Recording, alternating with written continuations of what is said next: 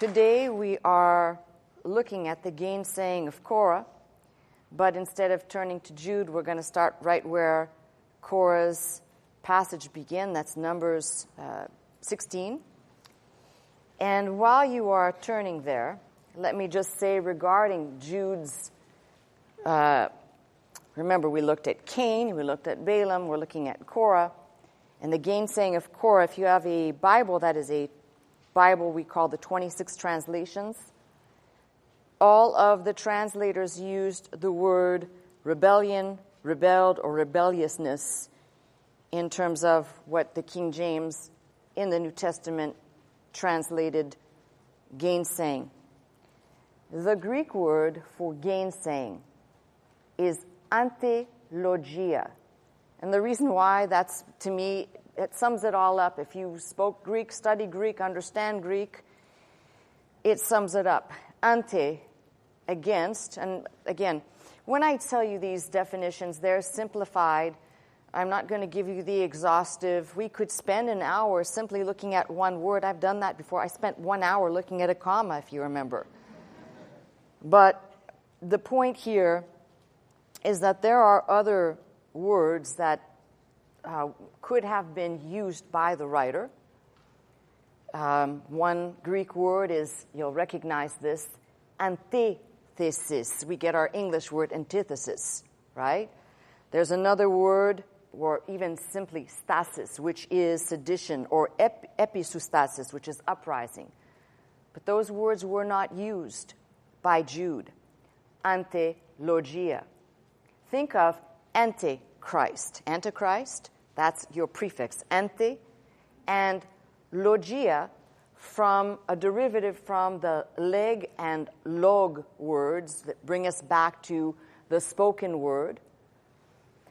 It is kind of interesting that if you were studying the Septuagint, which is the Greek version of the Hebrew Bible done 200 to 300 years before Christ, it's interesting that if you were to look up in the specific concordance for the Septuagint, antilogia is used to translate the word meribah from something that happens in the Old Testament. It's kind of interesting that essentially we have a little bit different use of it, but the same application, ante, against, and logia, the word. And if I wanted to just give you the message right now and sum it up in 30 seconds or less, think of being against the word. And if we think about the word, the New Testament sense would be against the word, the logos, which is Christ. But Christ was not yet come in the flesh, so the only thing that the people had was the word that had been revealed by God to Moses to give to the people. So think of it, we could make an application today and just say there are many people who are antilogia. They are against the word of Christ. They are against the logos. They don't want to know about it. They don't care about it. They don't want to hear about it. There are other people who are in the church, and their issue is they know about the church, but they don't really care about the word, the logos. It's more, I'll join a church, I've said this before, for social interactions, social clubs, activities, but not for the prime thing, the logos, the word. So we can begin to make some applications right away, but I'm going to start right into the passage, and you're going to have to bear with me. I will interrupt myself. It's always good when you do it yourself versus somebody else. To add in some things here and there that are important, that if you want to add them into the margins, they actually give substance to this very familiar passage. So, number 16, and Korah, the son of Ishar, the son of Kohath, the son of Levi, and Dathan and Abiram, the sons of Eliab. Let me just stop right there. Korah, important note to self, Korah is first cousin to Moses. Why is this important? Because as we get in, we're going to see my Bible has a header saying Korah's rebellion. You know, it's usually the people that are closest to you that do this. This is why I think Christ in the New Testament quotes that passage from the Old about the one that sat at his table and ate bread, lifted up his heel against him. That familiarity that breeds contempt, and it's usually the ones that are close. And I will tell you, as my experience in ministry, not just in the pulpit, but by the side of my late husband, watching close by, it's usually those people who are real close, who for whatever the reason, and I would tend to say usually it is a bad spirit that comes upon them, but these are usually the ones. And so Korah is, first, a relative. Secondly, it's important, so I make sure everybody's following along with me. Korah has a special position. If you want to know what his special position is, he and his family, just turn back a couple of chapters to Numbers 3. I'm not trying to make you all read the Bible like a woman. And somebody will complain that I said that. But listen, I am no respecter of gender. I don't even want to know about the middle door. When you come here, God is not interested in if you are a man or a woman, black, white, yellow, green, a Martian from some other planet. He's only interested in one thing, you knowing about his son, Jesus Christ, the shed blood that was spilt for your sins and mine, that he rose and he's coming back again. And in the meantime, that you learn about God's ways through his word. That's the main importance here. So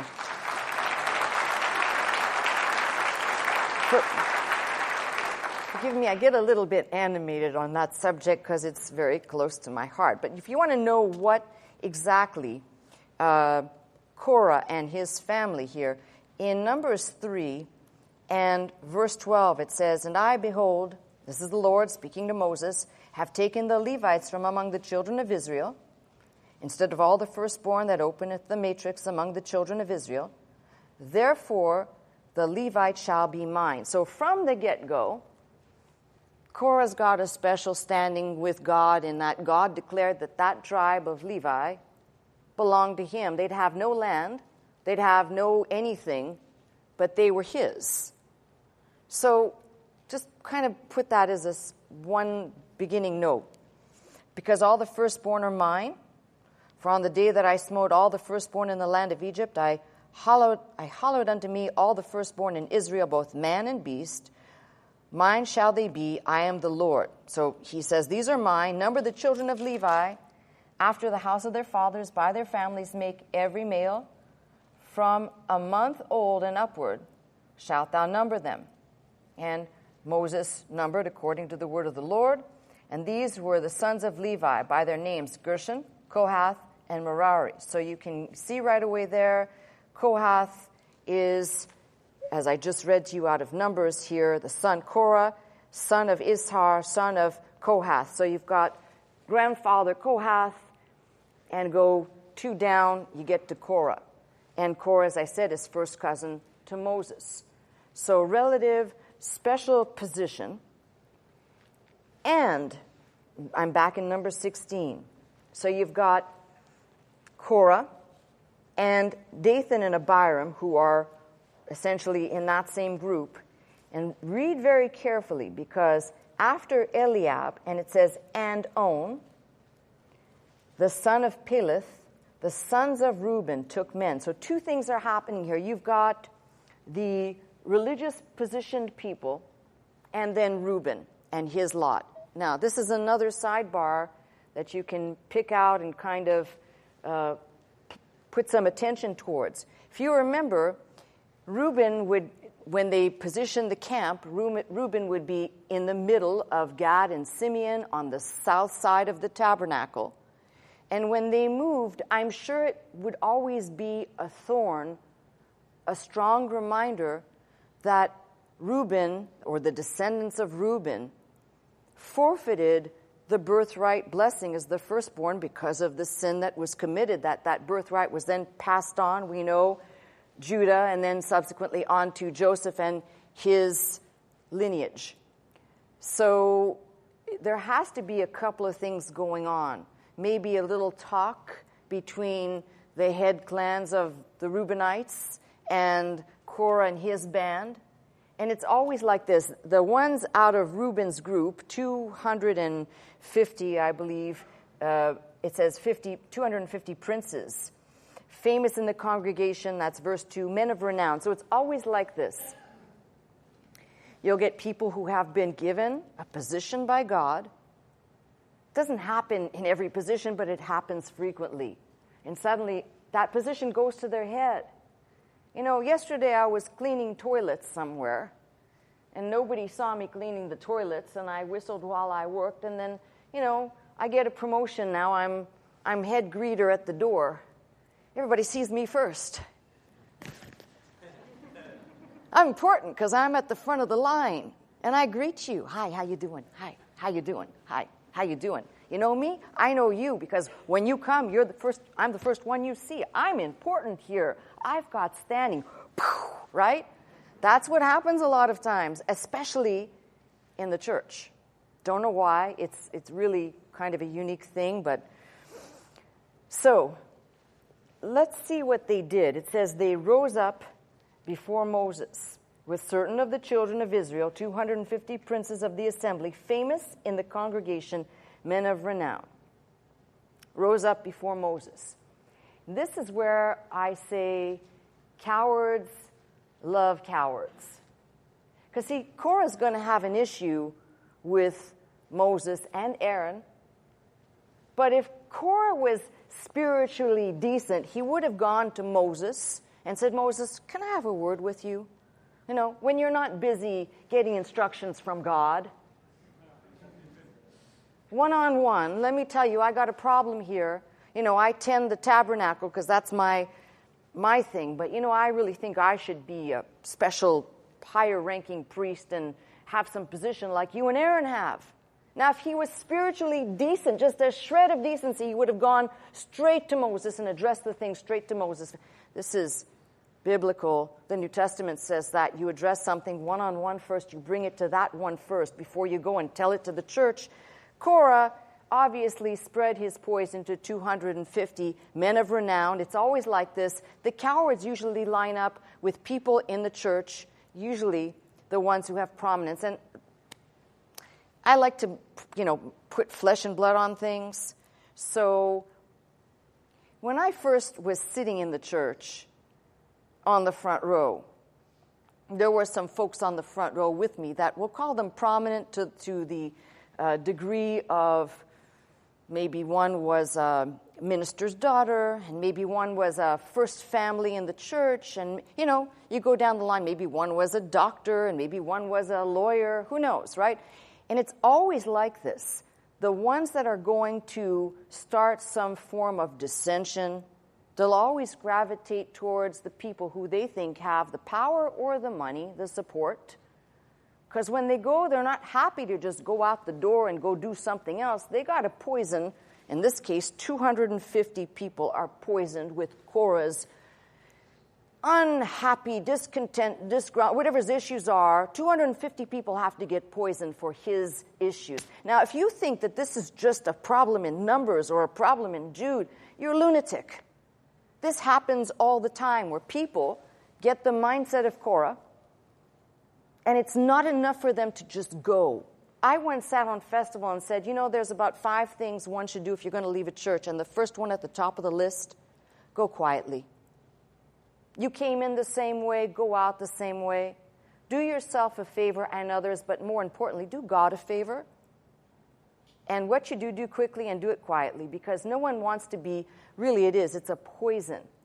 Well, I don't like the way things are being run anymore. I'm not happy with that. Well, if you're not happy with that, no, I'm sorry, didn't I just say, how about sitting down and in decency, not indecent, in decency, spell out what it is and say that you're going to pray about this, but you want to bring this up. Now listen, my mailbox is not a garbage can for people to gripe.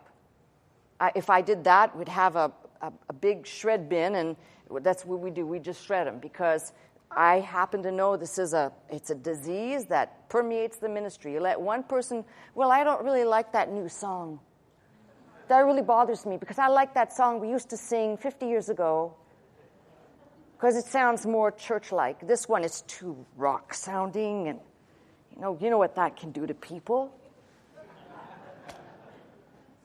I don't like the guest singer we had last month. Did you see how they were dressed? Like as if you're some fashion police. Give me a break. It's church. Hello. Anyway, so you get the point. What's interesting here is 250 men are poisoned by Korah and Dathan and Abiram. Now, you say, well, why would the Reubenites even bend an ear? Well, maybe they had such an inferiority complex that they weren't part of the firstborn. They didn't get that blessing. And maybe when the whole camp moved, it was a stark reminder to them of the forfeiture branded onto their tribe forever. All right? So maybe that was under a few people's skin, and all it took was Korah to come and say, aren't you tired of being kind of like the donkey part of the movement here? Because you should really have a different position, seeing that you originally should have been part of that firstborn blessing. I don't know. It only takes some little, and usually it's a nebulous thing that then people start thinking about, yeah, you're right. I hadn't thought about that before, but, Korah's got a point. We should have a different position. We shouldn't be between Gad and Simeon. We should be at the front, where Judah is. That's where we ought to be. I don't know. I'm just saying. No one knows the rhyme or reason here. But it says that they rose up before Moses. Then read verse 3. And they gathered themselves together against Moses and against Aaron. So not enough for Korah to come and bring his grievances to Moses and Aaron, but let's outnumber Moses and Aaron, 253 of us, or how, if the number is 250 and the three of them, or whatever, let's outnumber. Gathered themselves together against Moses and against Aaron. And then before I read what they're going to say, let me just say this to you. This is the thing that bothers me all the time. I'm preaching to you.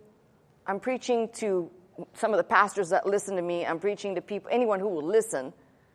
But I'm also telling you some of the things that it's mind-boggling to me. Moses got the instruction from God back there while they were in Egypt to go and deliver the people. Moses as a type of Christ, telling them how to put the blood on the doorpost, apply it, go inside, eat the roasted lamb for strength, be ready to go because, folks, tonight we're going out of Egypt. So, in fact, deliver. How could you, I'm sorry, forgive me, this is one that it's personal, gets under my skin. How could you ever, in your mind, in a right mind, come against somebody who delivered you out of Egypt? I'm not saying that the person who is, in Moses' case, he wasn't perfect. But how could you come against somebody who helped lead you out of Egypt's bondage? Even if they've changed over time and it's time for you to move on, why would you rise up against them? I'll put it for those of you who may be trailing along in the path here and you want it brought up to the now. How could you come against anybody who shows you the way of Christ and the shed blood required for salvation? Instead, if you have an issue, speak the truth in love, one-on-one, or leave quietly. But how could you rise up against the one, in this case, who delivered? This is mind-boggling to me.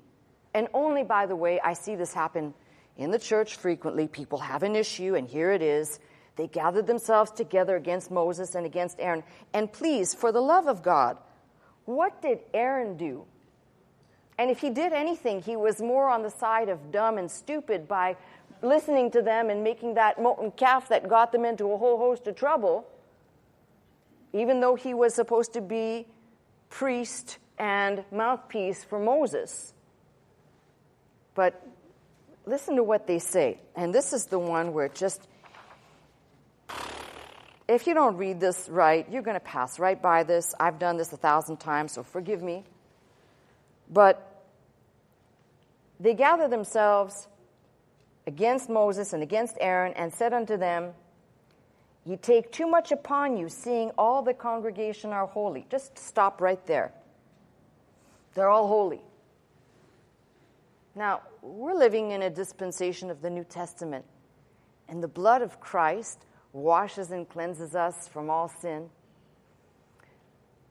First Peter says we are a royal priesthood. There is no more priesthood like in this day that I'm looking at, because we look at the final sacrifice, one and only, sufficient for all mankind in Christ Jesus. Here, they didn't have that yet. And here, if you go back a little bit, you find out that there were certain people that crept in as strangers who did not know, or who had not been brought out in the Exodus, who perhaps had not celebrated the memorial Passover. No, not all were holy. And the holy ones, in this case, were the ones that were dedicated to touch the things directly concerning God, the tabernacle, the moving of the tabernacle, the setting up of the tabernacle, the tools, the utensils, anything concerning the place where God's glory and grace, but in this case, glory would appear. So the first problem is a false statement. And it's always like this. People who have this defector mindset from the truth, they'll put a spin on something. He says they're all holy. The whole congregation is holy. Oh, wait a minute, I forgot. Were they holy when they made that calf? Was that holy? Was that all set apart for God? Because last time I checked, they were worshiping at a calf and not God.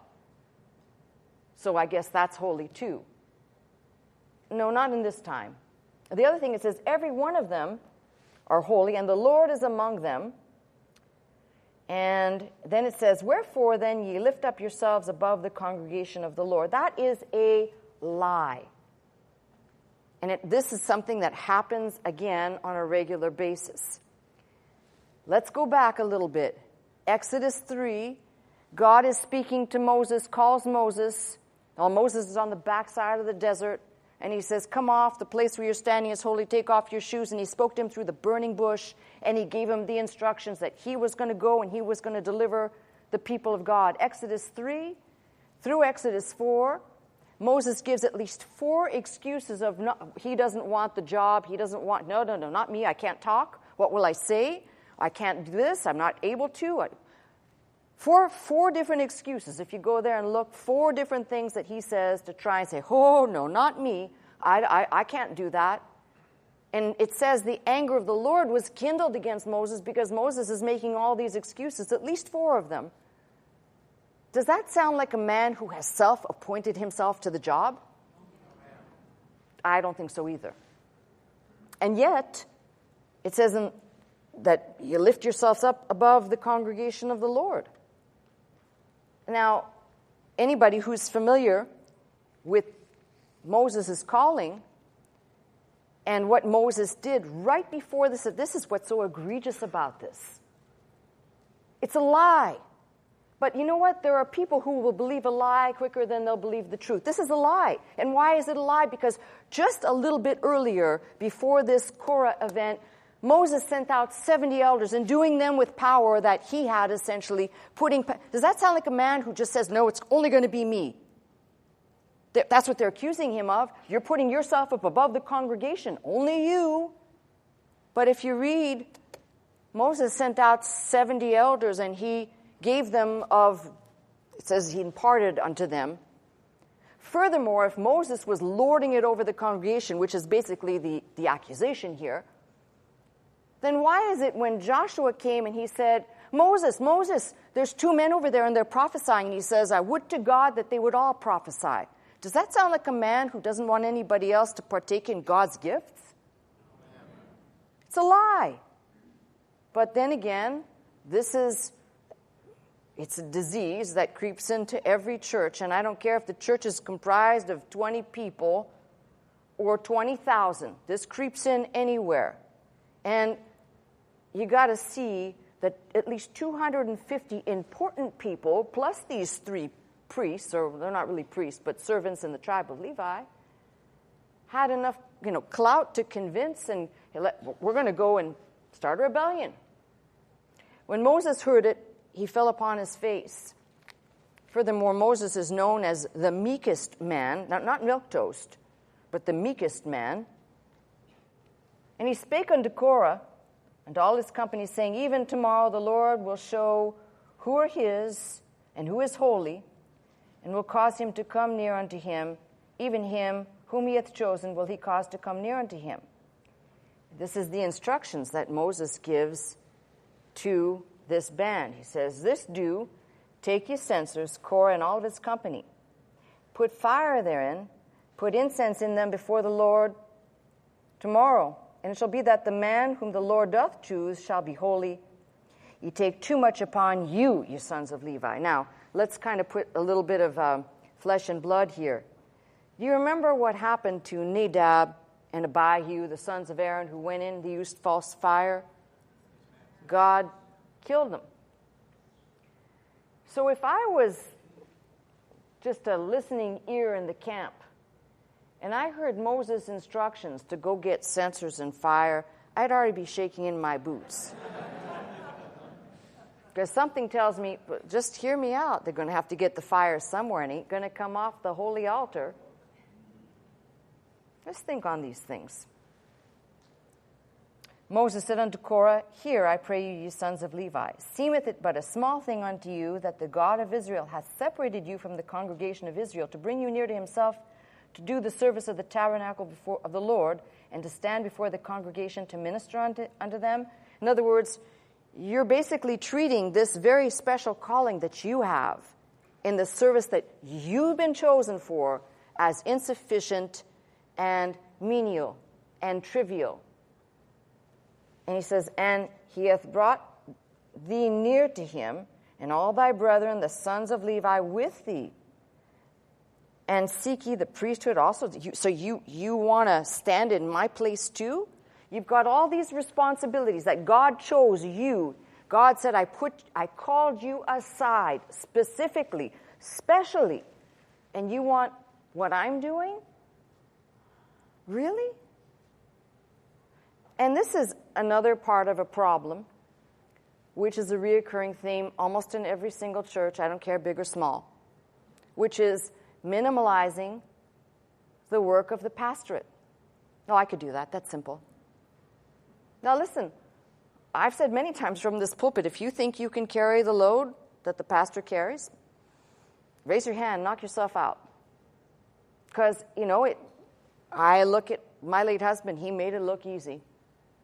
And you'd never think in a million years, but I was by his side when he would be up at 3 and 4 in the morning, still grappling with how to put together something for his message on Sunday morning. Yes, after 30 years, actually he had 50 years of ministry all in all, but after 30 years of ministry, you'd think you can be on autopilot for a little bit, no? No. So this is a common thing. And not enough that you have your position, you want mine too. But I love what happens here. He says, For which cause both thou and all thy company are gathered together against the Lord. This is what I love, perspective of understanding. They gathered themselves against Moses and Aaron. Moses says, You have gathered yourselves together against the Lord. Now, until somebody abuses their position in the pulpit, and it happens a lot, friends. You hear it in the news, you hear about all these different scandals and things that have happened, and it gets abused quite a bit. But until somebody does that, and I believe there is no greater target usually put on somebody's back than the minister who stands, because Satan just desires to pick them off as he can. And some of them succumb quicker than others. Some of them will put up a fight and resist temptation. The devil flees from them. But all in all, Moses has it right. They didn't come with a grievance against Moses and Aaron. They came with a grievance against the Lord because the Lord appointed Moses and the Lord appointed Aaron. Moses sent to call Dathan and Abiram, the sons of Eliab, which said, We will not come up. Nope. We're not coming. You can tell Korah whatever you want. We're not coming. We're not coming. Do you understand? We're not coming. That is another trait of, we'll call it the apostate church, or the acts of the apostates. Big talkers, but when it comes time to stand up and be a man, usually they all run away. And this I've seen with my own eyes over the years. Yes, of course we have. People who like to talk big, they like to talk smack, especially the folks on the internet. They like to talk smack. But if they were standing right in front of me, I don't think they'd be doing that, because there's just a lot of cowards. And I've said personally, the things that you say against me, you don't say them against me. You're saying them against God, because before I even took the pastorate, something was clear to me. You cannot develop that type of a hatred, which I saw, the few that actually had issues with Dr. Scott, you cannot develop that type of a hatred for somebody just in the sense of, oh, I hate that person. But even if you did, really, you got to be a real coward to stand out there in, we'll call it, the Disneyland universe. It's cartoon land. I can do whatever I want. But if you really were standing here, you probably wouldn't be opening your mouth. And if you did, you'd be a fool. Because a spiritual person understands spiritual principles, and a carnal person is at enmity against the things that are of God. Whether you like the container or not, that's really none of your business. Maybe they looked at Jesus and they said, he's a wine bibber and a glutton. Somebody maybe said, he's got that long hair. And he's wearing those darn Birkenstock slippers. He's a hippie. We only like the Roman-dressed people here. I don't know, all right? So I'm just, trying to keep us in this passage here. But Moses calls them and says to them to come, and they won't. Is it a small thing that thou hast brought us up out of the land that floweth with milk and honey?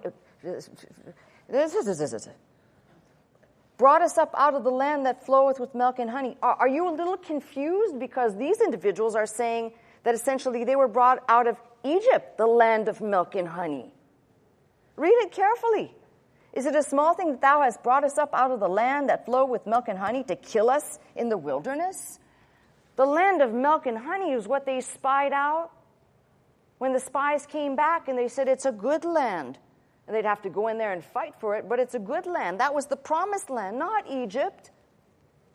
This is another trait of apostate, or apostatehood, if you will.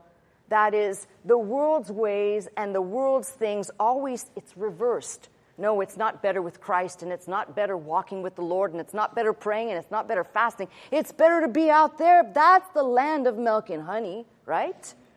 That's what they're saying. Just a little bit warped, in this case a lot warped. Except thou make thyself altogether prince over us. So basically you want to be king over us. It wasn't enough that you took us out of that, what they're calling Egypt, the land of milk and honey. You're confused. That was bondage. That was hell. That was... And you want to be made a king. And here's a man who says he didn't want to lead the people. You see how twisted this is? And this goes on all the time. You can read this passage and see that the devil has made sure that through the ages there have been Korahs, Dathans, Abirams. There have been people just like this with a rebellious and pernicious mind who would invent out of whole cloth, no, you took us out of that good land to bring us here? That's Egypt, in their mind, was the promised land. They had it all there.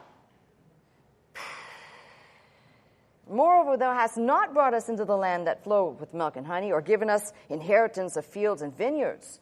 You haven't done that. Moses, you lied. You promised us that you were going to do this, and that, and you lied. And this is where I love the Bible. You know why? Because the Bible actually comes to life, if you look close enough, in your life and in mine. Moses was trying to lead the people into the land, but because of the people's stiff-neckedness, they wandered for 40 years, a journey that could have just taken, I don't know, not that long, 40 years, and most of their bones, it says, were strewn in the wilderness, and they didn't enter in. Not because of Moses. In fact, Moses didn't make it in because of the people, but had the people not done what they did, Moses would have led them in. Instead, God raised up Joshua, and Joshua led those that were able to enter in. to go in. But just think about this. They're accusing him of something, say, well, you didn't do what you said you were going to do. And I don't know about you, but I've heard this thing lots over the years. People saying, well, Pastor didn't say what she said she was going to do this, and she hasn't done. Well, last time I checked, I haven't been at this work for 40 years. And last time I checked, some of you are more like the children of Israel, constantly complaining and not looking at the progress being made. And if you'd actually shut your mouth, get behind me and march, we might make it there quicker and get a lot more done.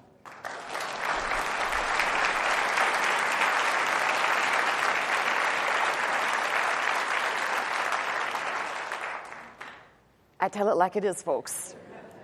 If you want stained glass tones, go somewhere else. I'm going to tell you the sobering fact is that this is ministry. And ministry comes with the lot of having people who get disgruntled because in their mind, they think that a promise, and sometimes it's not even words I've said, it's made out of whole cloth. But if it is something I've said, they expect for it to happen immediately. Well, this passage puts it all well in perspective. Moses didn't get it accomplished, and it was their problem that they wandered for 40 years, not Moses. Moses is not to blame. God said, nope, go over here. Look at the map, look at a Bible map, and look where they journeyed for 40 years. Almost there, let's turn around, let's go back over here. Now let's go over there, let's go over here, let's go over that hill, let's go back down there. Twisting and turning everywhere. It's like God was saying, you are going to spin out there in that dry land until you get some sense in your brain, which they didn't. And God said, well, okay, the ones that can go in will go in, which were not that many, by the way, I don't think. Well, let's go on here. And so they're saying he's lied, not brought them into the land flowing with milk and honey, or given us an inheritance of fields and vineyards. Wilt thou put out the eyes of these men? We will not come up. And Moses was very wroth and said unto the Lord, respect not thou their offering. Don't take it, don't look at it, don't accept it. I have not taken one ass from them, neither have I hurt one of them. Moses said unto Korah, I like this, be thou and all thy company before the Lord, thou and they and Aaron, tomorrow, and take every man his censer, and put incense in them, and bring ye before the Lord every man his censer, 250 censers, thou also, and Aaron, each of you his censer. And they took every man his censer, put fire in them, laid incense thereon, stood in the door of the tabernacle of the congregation with Moses and Aaron. This is what I love. Read this verse 19. I circled the words in here multiple times because this is always the way it is. The people who are going to rebel become super spiritual. They over-spiritualize. Here is verse 19. Korah gathered all the congregation against them under the door of the tabernacle of the congregation. Hey, look, this is our workplace here. This is what we do here. You all line up here because we're important. We deal with the things of God, and you know that God's glory is about to descend here. But if it wasn't for us setting up all this stuff, this wouldn't be made possible. So you all get over here with us. What does it say? The glory of the Lord appeared unto all the congregation. And the Lord spake unto Moses and unto Aaron, saying, separate yourselves from among this congregation, that I may consume them in a moment. I like it. And they fell on their faces and said, O God, the God of the spirits of all flesh, shall one man sin, and wilt thou be wroth with all the congregation? The Lord spake unto Moses, saying, speak unto the congregation, saying, get you up from about the tabernacle of Korah, Dathan, and Abiram. And Moses rose up and went unto Dathan and Abiram, and the elders of Israel followed him. And he spake unto the congregation, saying, depart, I pray you, from the tents of these wicked men, and touch nothing of theirs, lest ye be consumed in all their sins. Now, the New Testament says, you mark those people who cause division among you, and you avoid them. You stay away from them. And you might think, why? Why? Well, in the old, God will demonstrate why, and in the new, it's so that you're not a partaker of their judgment. So they got up from the tabernacle of Korah, Dathan and Abiram, on every side, and Dathan and Abiram came out, stood in the door of their tents, and their wives and their sons and their little children. And Moses said, Hereby you shall know that the Lord hath sent me to do all these works, for I have not done them in my own mind. If these men die, the common death of all men, or if they be visited after the visitation of all men, then the Lord hath not sent me. But if the Lord make a new thing, and the earth open her mouth, and swallow them up, I love this, with all that appertaineth unto them, and they go down quick into the pit, then ye shall understand that these men have provoked the Lord. And it came to pass, as he made an end of speaking all these words, the ground clave asunder that was under them. First of all, the test of a true prophet is, do his words come to pass? Presto! That's number one. Number two, I often think, when it says the ground clave, I often think that while all this was going on, sometimes I used to think it might have been like a mighty earthquake. In this case, I actually think it was almost like the earth was yawning, going, like, I'm bored. Like God was saying, okay, I'm bored already. And there goes the opening, right? Like a giant yawn. The earth opened her mouth, swallowed them up, and their houses, and all the men that appertained unto Korah, and all their goods. And they and all that appertained to them went down alive into the pit, and the earth closed upon them, and they perished from among the congregation. I would say that God was on Moses' side, wouldn't you?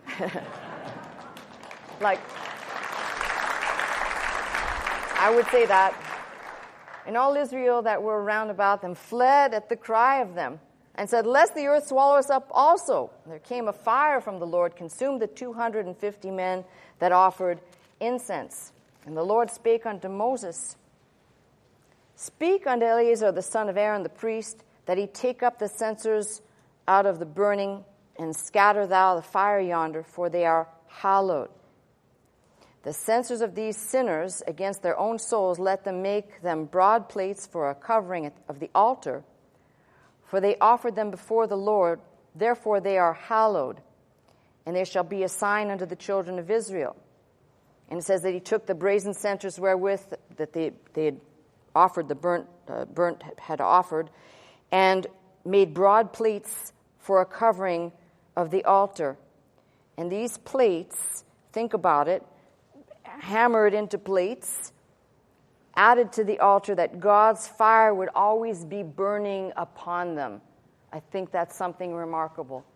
When it says to be a memorial unto the children of Israel, that no stranger, which is not of the seed of Aaron, come near to offer incense before the Lord, that he be not as Korah and as his company. But it wasn't enough. So you might think, well, this is where the story ends, but it doesn't. Seeds like this that are planted usually leave behind more bad fruit. And this is why I tell you, and I'm going to tell you as your pastor, but as someone who has seen over the years and knows a little bit about how this works. It takes one person to spread some poison, and whether it's towards me or pastor, or whether it's towards an individual in gossip, it doesn't matter. It takes one individual to get it going. In this case, Korah and his band were 250. The people saw, but it wasn't enough that they saw, because now there's this after effect that's still going on in the camp. And this is what's disturbing, because you might think, oh, well, the story ends with God closing up the earth, and like a giant burp, it's finished. But it's not finished. It doesn't end there. But on the morrow, all the congregation of Israel murmured against Moses and against Aaron, saying, Ye have killed the people of the Lord. You killed them. Now, maybe if Moses was out there and they dug a giant pit, come on, Aaron, keep digging. Come on, we're going to throw the people in the pit. God opened the earth. And they're accusing Moses. You did this thing. That's why I said sometimes ministry is just, you get blamed for everything. You get blamed for the good, the bad, and the ugly. Somebody gets a blessing. Oh, thank you for praying for me. Somebody has some Kabbalah fall on them. Oh, it's pastor's fault. didn't pray enough, didn't think enough about it, didn't whatever. It's always like that. So they murmured against Moses and against Aaron. You've killed the people of the Lord. And it came to pass when the congregation was gathered against Moses and against Aaron that they looked toward the tabernacle of the congregation, and behold, the cloud covered it. I love this. Every time the people come against Moses, a cloud appears. It's the Lord, right? And the glory of the Lord appeared. It's as if the Lord's there all the time, but he lets things get to a point, and then he appears. In this case, he appears in a cloud, kind of, I would think, like arms folded, like, okay. I just kind of envision God kind of appearing like this. It's kind of cool, arms and legs. I'm sorry to anthropomorphize him, but, just kind of standing there like that, like, okay, you're going to keep talking now? You're seriously going to keep flapping your jaw, you people out there? I think that's the cloud is not just, oh, it's a cloud. God's there, right? And Moses and Aaron came before the tabernacle of the congregation. The Lord spake unto Moses, saying, get you up from among this congregation, that I may consume them, as in a moment. And they fell upon their faces. Again, God says, I want to just blot them out. Moses said unto Aaron, take a censer, put fire therein from off the altar, put on incense, and go quickly unto the congregation, and make an atonement for them, for there is wrath gone out from the Lord, the plague is begun. And Aaron took as Moses commanded, ran into the midst of the congregation. Behold, the plague was begun among the people. And he put on incense, made an atonement for the people. And he stood between the dead and the living, and the plague was stayed. And Aaron here acting as a type of Christ in his activities. And it says, now they that died in the plague were 14,700, besides them that died in the matter of Korah. And Aaron returned unto Moses unto the door of the tabernacle of the congregation, and the plague was stayed. And if you still want to continue just a little bit, and I'll summarize it, because the 17th chapter begins with basically Moses saying, okay, we're going to sort out here by the word of the Lord and by God's activity who's really in charge. And we're going to settle this matter so that you can stop your complaining once and for all. Out of the 12 tribes, you bring 12 dead sticks and bring them into the tabernacle. One of these, the one that flowers overnight, that buds overnight, this is the one that God has chosen to be his appointed representative. And once that's established, shut your mouth.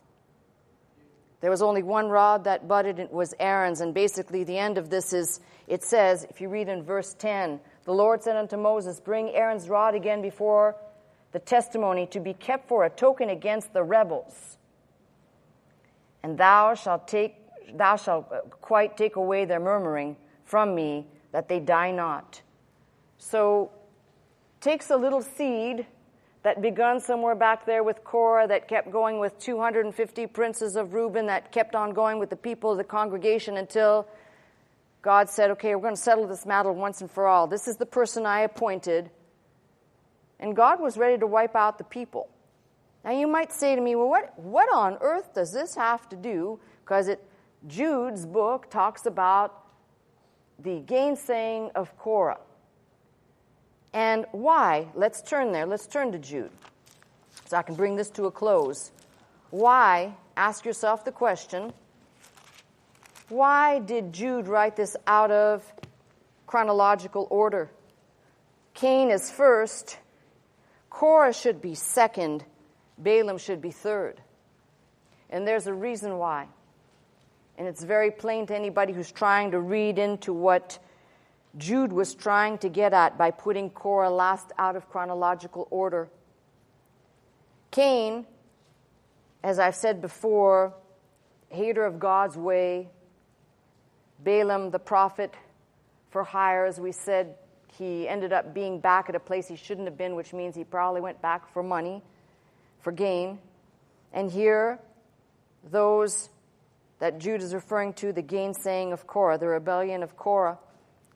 And Korah is put last, not to highlight the sin of Korah, but the judgment of God upon those. Because, remember, I've labeled this epistle, the Acts of the Apostates, to put into the minds of those intended readers that there will be a consequence. On the day when we all stand There will be a consequence. There will be judgment meted out. He's highlighted Korah last, that it might stay in the people's minds that there will be a consequence for these people coming in and doing this heinous act or activity unto the church of God, the church of Jesus Christ. Now, if you don't think, I said Cain killed his brother, so he's a murderer. He's the type of the first false religion. Cain also represents a hater of God's way. You talk about Balaam, who seems to be vacillating, ends up dying. Cain is exiled, essentially sent as a life of a fugitive. Balaam is killed when they come back to slay the kings. And Korah is swallowed up in the earth. It's as if Jude is saying there will be a consequence for these things. We tend to not... The church, we preach grace. I do believe God's grace. There is no grace but. The people in Moses' day thought that God appearing was because of their acts of holiness. God appeared because he's a God of grace and mercy. God appeared because he's God and he could in the presence of dirty, filthy sinners. Not because they merited it, because it was grace even then, and it's still grace today, and there's grace for the worst of sinners. There are people that go into ministry, and I'm sure they start with the intent of helping people. And then they realize it's tough. Feeding the machine, as I've said, where people say, well, you have to have money to go out there and do these things and get people to buy your products or support you in your endeavors or your projects. And suddenly it becomes a business and a machine. And the main reason, the fundamental at the end of the day reason, is what I began with. We're all going to make the journey. Whether you're listening to me, and don't be scared if you're 12 years old and you're listening and saying, what's she talking about, journey? I don't want to go on another trip with my parents. That was hell, right? We're all going to make the journey, though. When we were teenagers, we thought to be 30 was ancient. And when we turned 30, we thought 60 was, wow, out of the park. You turn 50 and you go, wow, I'm past the halfway point. Most people don't make it to 100. And you realize that time is just clicking on. And the reason for standing here every single week and highlighting this type of a book is to say exactly what Jude said. Keep yourself in the love of God. How do you do that? You stay in the Word. You keep praying. You keep fighting the good fight of faith. You recognize that there are people who desire to corrupt and pervert the church, and maybe their initial, we'll call it intention, was to do good for the people of God, but it becomes perverted and ultimately brings people into a defection mode where they're disgruntled. Like Korah, they'd rather say, well, what do you think? You're the only one that can do this? That's why I told you, don't consider going into ministry unless you feel a burden to get out there and do something. And when you get out there, you don't get out and say, well, I'm getting out like the Wild West, and you realize, oh, what am I supposed to do while I'm out here? The people who I have known have really had a burden. Do you know how I know that they really had a burden? They came to me and asked me in that moment, please pray for me because I feel like I should be doing this thing, but I'm here and I'm supporting you and I have this burden now to go out and do this thing. You know how many, I can tell you, can count on one hand the ones that came that actually had a burden where halfway during the conversation, somehow both of us ended up on our hands and knees crying out to God, crying to help to enter in, to understand for that individual. But that person didn't leave as an enemy, and they didn't leave like Korah trying to usurp 250 princes out of the church. They left, and they're still friends and synergois, fellow laborers in the Lord. And periodically, I'll get a little nudge that says, Pastor, I'm in a bind. What should I do now? You don't cease to look at the person who's brought you along at least a part of the trip and then turn around and say, you filthy rat, I'm going to do my own thing, all because your pride and your ego is so big that you won't humble yourself to listen to what God is saying through that individual to help you make your journey and your walk with Him all that it should be in the now for when you stand in front of him later. So when I say to you, there's a purpose under the sun for this book, there surely is. And I thank God that we're looking at it. And I realize that the more I look at all of this, I think to myself, unfortunately, this will keep going until the church keeps, when the day the church is gone, these folks will, I'm sure, disappear. Or they'll be the ones that are following the Antichrist. Because the Antichrist will have a better church than any church here. And they'll be deceived by it all. But in the meantime, the few who are able to recognize Pastor Scott or Dr. Scott or any person standing in the pulpit who has a genuine burden for the people of God, focusing on their salvation in Jesus Christ and learning the Word together, don't pick at my imperfections because I got too many of them. You'll spend all your time picking and all of your time focused on those things and not the things that count for eternity, which is you and your relationship with the Lord, and gleaning from the things that I say to help you press close and to not be lured away by those apostate minds that come in with a deliberate attempt to persuade you that you are not learning and you are not growing, but you're wasting your time in what you're doing. They came in Jude's day. They're still coming today. And this is why when Jude says that you should earnestly contend for the faith which was once delivered unto the saints, I'm telling you, keep contending, keep agonizing, keep fighting. It will be well worth it when he says to you, enter in, well done, enter in, good and faithful servant. Put your name right there. That's my message.